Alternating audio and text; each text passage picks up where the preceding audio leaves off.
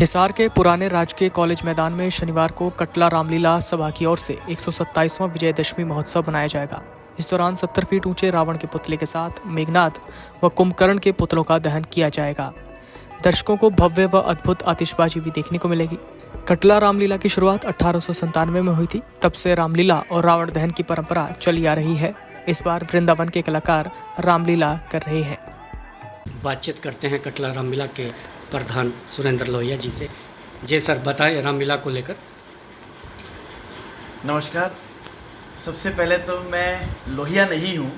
बहुत सारे शहर के लोग मुझे लोहिया के नाम से जानते हैं, जबकि लोहिया यहाँ पर जिनका लोहे का व्यापार है लगभग उनको कहते हैं। मैं लाहौरिया हूँ। लाहौरिया। मेरा नाम सुरेंद्र लाहौरिया है जी। और वो इसलिए है, वैसे तो मैं अग्रवाल से हूँ, परंतु लाहौर में मेरे दादाजी स्वतंत्रता सेनानी थे।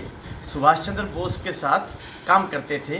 जब हम 1947 में इधर आए तो लाहौरिया हमारा बेयोंक हो गया, तो इसलिए सुरेंद्र लाहौरिया के नाम से मेरा परिचय है। श्री रामलीला कटला कमेटी अपने 127वें विजयदशमी महोत्सव की ओर बढ़ रही है।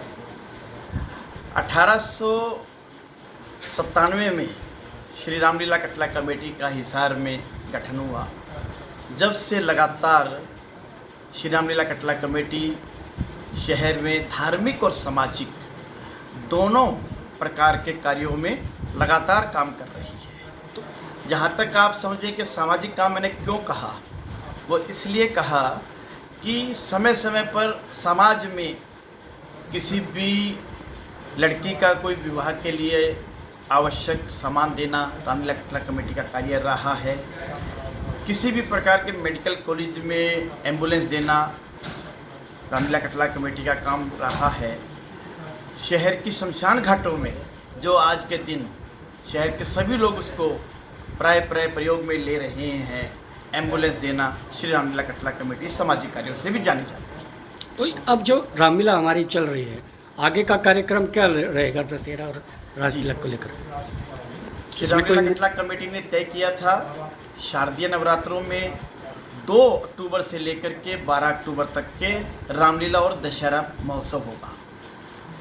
प्रभु श्री राम जी की लीलाओं को प्रतिदिन स्वामी देवकीनंदन जी, जो कि वृंदावन धाम से पधारे हैं, उनके 50 कलाकारों के द्वारा यहाँ रात्रि में बहुत भव्य लीला दिखाई जा रही है। कल दशहरा है, 12 अक्टूबर है।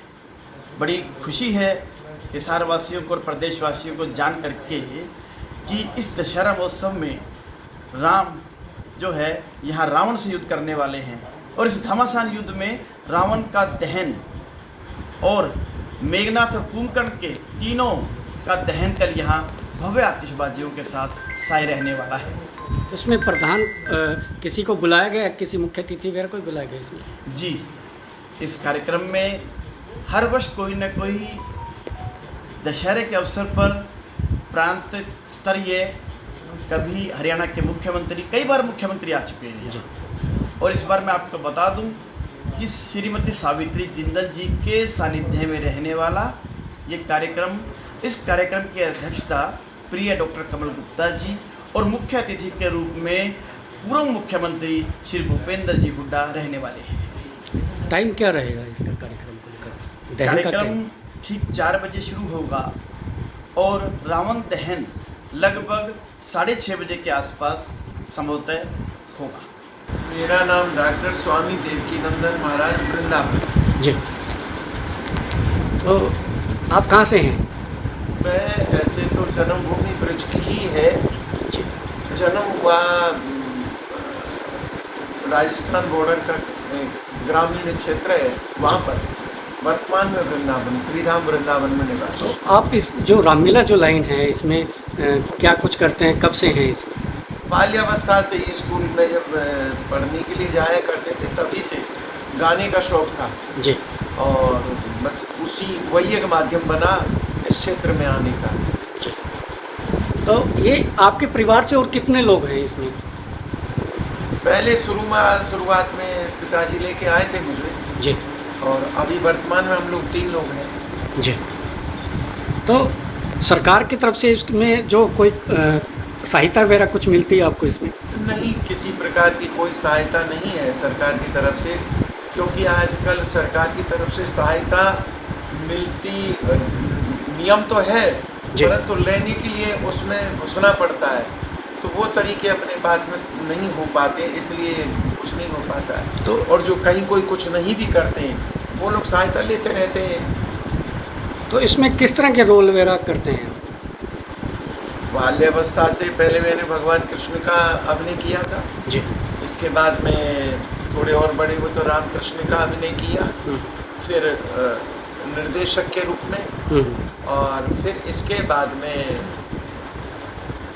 मंच पर कोई भी रोल जी, होता है, सारे तरह के आपने रोल सब किए। कुछ कर सकते तो कितने शहरों में कर चुके हैं इंडिया में? हैं। देखिए अब इतना तो हमको याद है नहीं, जी। परंतु देश के, भारत देश के अनेक प्रांतों में, अनेक शहरों में, अनेक गांवों में, क्योंकि हम लोग ग्रामीण क्षेत्रों में भी जा कर के इसके संस्कार देते लोगों को कि हमारी संस्कृति क्या है। तो आज भी इसके द्वारा बहुत लोगों में जागृति होती है और हो रही है, और उनका हमारी संस्कृति के प्रति जानकारी होती है कि हमारी भारतीय सभ्यता और संस्कृति क्या है। आज भी हो रहा है, वैसा अभी भी कर रहे हैं। अब जो रामलीला जो दिखाई जा रही है, जो सिनेमा में आती है, जो टीवी में चल रही है, उसको देखकर आप क्या कहते हैं? कितना असर पड़ता है आपकी देखिए, रामलीला में? हम किसी का आलोचना नहीं करेंगे, जी। परंतु भगवान राम की जो लीला है वो आदर्श है, और आदर्श में अश्लीलता नहीं होनी चाहिए, क्योंकि फिर अश्लीलता अगर हम प्रस्तुत करेंगे तो जो देखेंगे सामने वाले वही तो करेंगे। तो हमारे यहाँ पर सबसे बड़ी बात तो क्या है कि स्त्री पात्रों को हम लोग मंच पर प्रवेश इसलिए नहीं करते क्योंकि हमारा उनसे कोई विरोध नहीं है, परंतु स्त्री पात्र अगर मंच पर आएगा तो दर्शक या श्रोता जो भी होगा उसकी भावना उसके प्रति एक ही बात कह सकता हूँ, अच्छी नहीं रहेगी। अब जो स्तर चल रहा है, जो आप पहले करते थे आज से 10-20 साल पहले, और आज जो करते हैं, इसमें नया कलाकार मान लो शामिल होना चाहिए, उसके लिए आप क्या कहेंगे? होना चाहिए, अच्छी बात है। अगर नहीं होंगे तो फिर आगे ये चीज़ समाप्त हो जाएंगी। आना चाहिए, परंतु इस भाव से ही आना चाहिए कि हमें इसके प्रति समर्पण है। पहले समर्पण होगा तब उसके हृदय में ऐसा भाव होगा तो ही कुछ कर पाएगा, अन्यथा की स्थिति में नहीं। और केवल ये सोच के आएगा कि हमें इसमें से कुछ कमा ले, ये कर ले, तो वो नहीं आएगा, नहीं आना भी नहीं चाहिए फिर। तो इसके अलावा भी ये तो चलो थोड़े टाइम की बात है कि 10 दिन की है, 15 दिन की रामलीला है, इस दौरान पूरे साल में आपके कोई और भी व्यवसाय, कोई काम नहीं है? अपना मैंने बताया नहीं, ये भारतीय संस्कृति का प्रचार प्रसार है मुख्य उद्देश्य। अब ये यहाँ से हम बम्बई जा रहे हैं जी, वहाँ पर रासलीला करेंगे।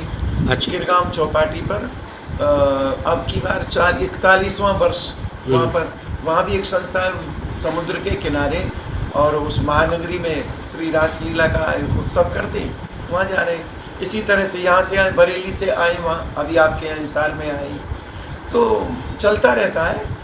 और उसमें भी कभी राम मंचन के माध्यम से, कभी श्रवण के माध्यम यानी कथा के माध्यम से।